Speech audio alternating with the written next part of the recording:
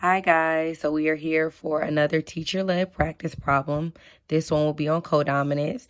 And again, we are going to go ahead and grab a sheet of paper or a notebook and we're going to get started. So in the middle, I always start with my blank Punnett square. And then down here, we have our reference for phenotype and genotype, just to, instill it in your head. So phenotype, how something looks, tall, short, freckles, spots, curly hair, long hair. Genotype is the genetic makeup. It's always going to be represented in your letter form. It could be AA, BB, CC, DD, so on and so forth.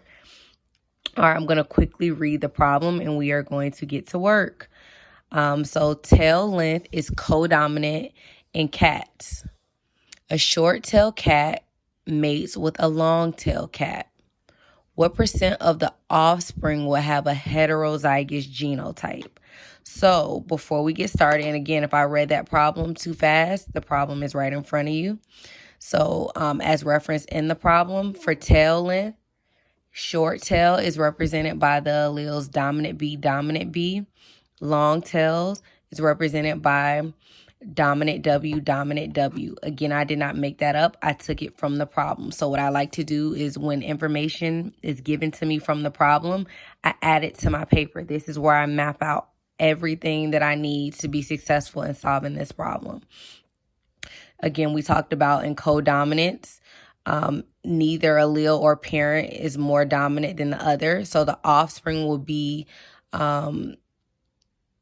not a blend, but a mixture of both. Okay, so let's go ahead and get started. So we have a short tail cat. So let's look at what we have for short tail. So dominant B, that's parent number one. And again, I could have did it up here if I wanted to, but I just chose to do it on the side. Is crossed with a long tail cat. So long tail, they gave us dominant W, dominant W. So of course, we're going to do our crossing. So we will have BW, BW, BW, BW. So let's look at what the problem wants us to know. The problem wants us to know what percent of the offspring will be heterozygous. So if we go down here, they want to know what genotype would be heterozygous. So on our reference sheet, heterozygous is right here. Remember, as we learned last week, heterozygous means different.